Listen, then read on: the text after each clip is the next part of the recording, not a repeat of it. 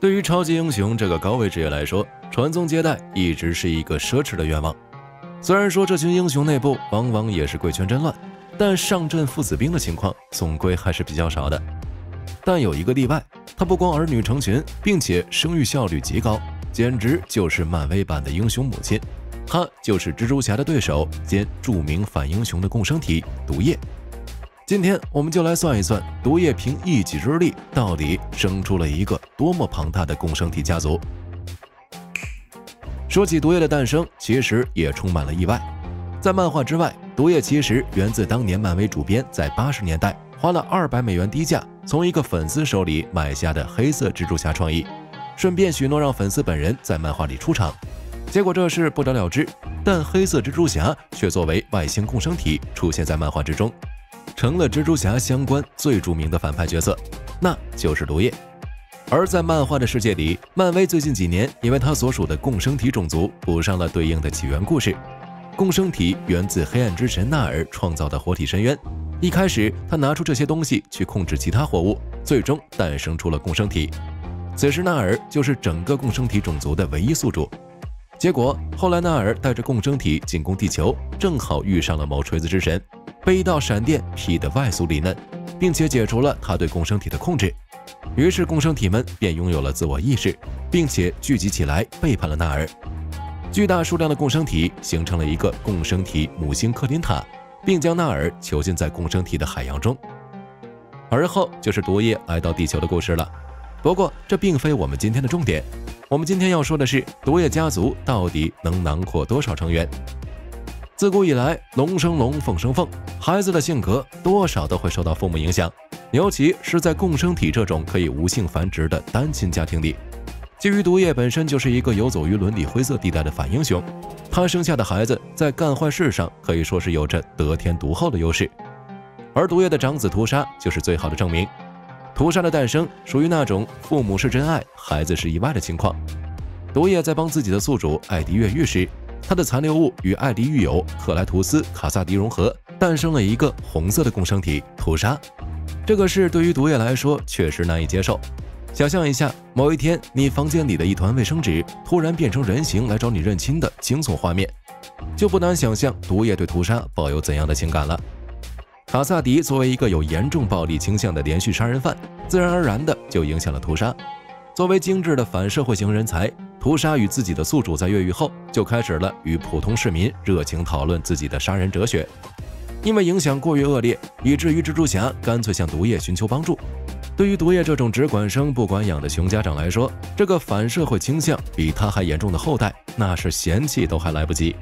所以毒液也帮着蜘蛛侠对付自己的儿子。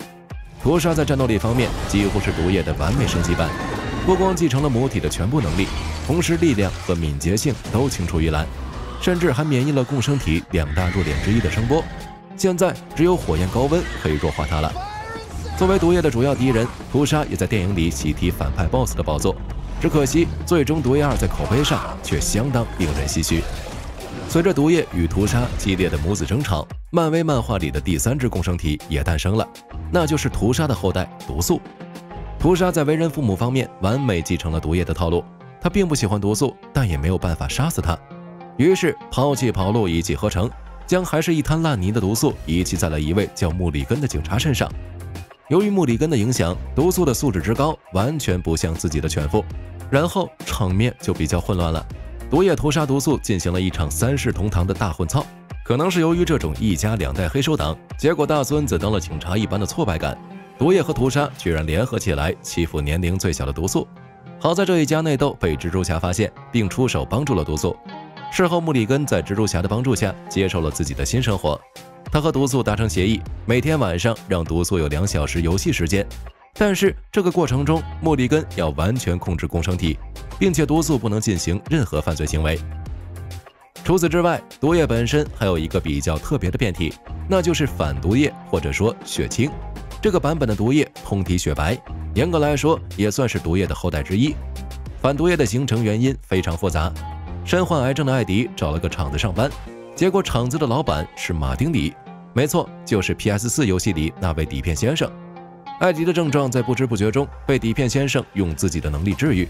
而此时毒液则寄宿在反派蝎子人身上。虽然毒液试图与艾迪团聚，但艾迪的皮肤对共生体产生了腐蚀性。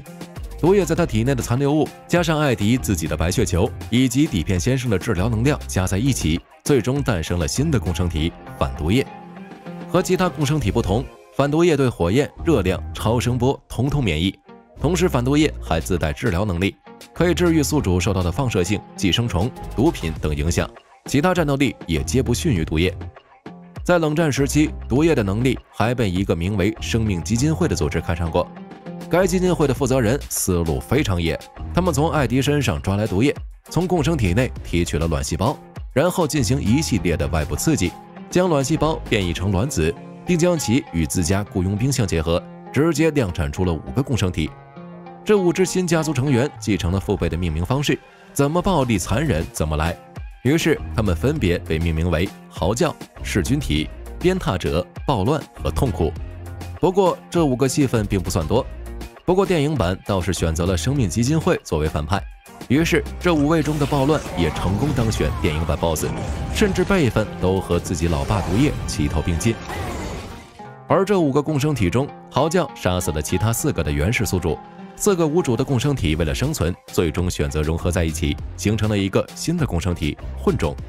他们选择一名非裔美国人斯科特·华盛顿作为自己的宿主。混种不同于其他共生体，天性善良，从不杀人，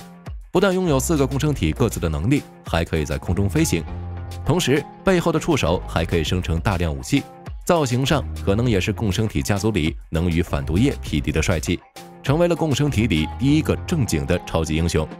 但是后来艾迪开始猎杀共生体时，混种成了被第一个拉出来开刀的。当混种在街道上巡逻时，艾迪用电放倒了他。艾迪知道他是个好人，是个英雄，但表示如果你不死，接下来危险的就是地球了。紧接着便开枪打死了他。后来混种分裂回4个共生体，被长着异性脑袋的终极神奇先生造物主控制住，还一度与他们进行了合体。此后混种还试过去同化嚎叫，但就没什么戏份了。而在这5个共生体之后诞生的就是毒液的第7子沉睡者。沉睡者在共生体家族里绝对是最父慈子孝的那个了。他诞生于一个非常家庭伦理剧的故事，简单来说就是毒液在来到地球前，其第一任宿主是一个叫泰卡尔的克里人，没想到毒液半道跑路去了地球，而这个克里人也一往情深地追了过来。等他来到地球时，毒液已经和艾迪甜甜蜜蜜了好久。为了抢回毒液，卡尔就以毒液刚生的小共生体作为要挟，强迫毒液与自己共生，会有种我就算得不到你的心，也要得到你的肉体的感觉。眼看故事走向逐渐离谱，艾迪便与小共生体融合，沉睡者就诞生了。虽然这个故事其实只是一个外星人想要寻回自己战衣的故事，但莫名有一种绿帽男前夫哥不远千里追前妻，结果发现前妻已经另组家庭的 NTR 感。后面甚至还有现任暴打前任这种经典桥段。最终沉睡者强行与卡尔共生，反过来夺舍了卡尔，然后带着他的身体去宇宙旅游了。等他回来时，赶上了自己的4位兄弟姐妹与终极神奇先生融合的现场直播，并从他们手中救下了艾迪·布洛克的儿子迪兰。此后沉睡者就化身成一只小猫，守在迪兰的身边。沉睡者拥有一个独一无二的能力，那就是可以合成任何化学物质，从强酸强碱到激素甚至汽油。利用这个能力，眠者可以合成信息素，制造视觉盲区，实现隐身、思想交流。同时这个能力也让他可以不借助宇宙飞船，直接合成燃料，在背后生成喷射器点燃，实现星际间航行。除了反毒液与毒素之外，上面提到的这7个就是艾迪作为毒液宿主时，毒液生下的7个孩子。但毒液之家远不止于此，因为毒液的宿主不止艾迪一个，另一个重要的宿主就是毒液特工尤金·闪电·汤普森。他与艾迪还有毒液之间存在着非常微妙的三角关系。首先，毒液绝对是个水性杨花的共生体。先不提上面他从前任卡尔身边跑路的剧情，毒液跟艾迪与闪电的关系都很好。结果就是先后附身2人后，毒液被丢给了一个人渣一段时间，事后被艾迪救出，与其破镜重圆。而闪电这边也对自己的搭档念念不忘，最后与艾迪对上。结果毒液夹在这2位宿主之间，左右为难。虽然闪电后来成为现任反毒液，也就是血清特工，但依然对好基友毒液念念不忘。和艾迪之间建立起了一种非常微妙的塑料兄弟情。不过这有点扯远了。在作为毒液特工期间，毒液还生下过一个孩子，名叫狂躁。他源自闪电在某次任务中，为了保护一名小女孩安迪，避免她吸入毒气，不得不分裂出一小部分共生体保护她。没想到这个小女孩最后被共生体寄生，并成为了狂暴。于是总的算下来，毒液和2任宿主加起来一共生了8个黏糊糊的小共生体。不过这还不算完，因为作为一个3世同堂的大家族，毒液的大儿子屠杀除了毒素这个长子之外，还另生了2个共生体，其中一个是可以与机械电子元件融合的灭世，它源自屠杀的一次越狱行动。这次屠杀马失前蹄，误入哨兵的房间，结果惨遭哨兵手撕。屠杀死亡后，一个名叫迈克尔·霍尔的美国科学家用屠杀的碎片制造了一套电子盔甲的盔甲，并与电子盔甲与精神病学家坦尼斯结合，创造出了灭世。灭世的颜色为紫色，右手手臂为银色，并且身体上布满银色的花纹，与其他所有共生体都不同。它是由电子共生机器孵化的共生体与电子机械进行结合的产物。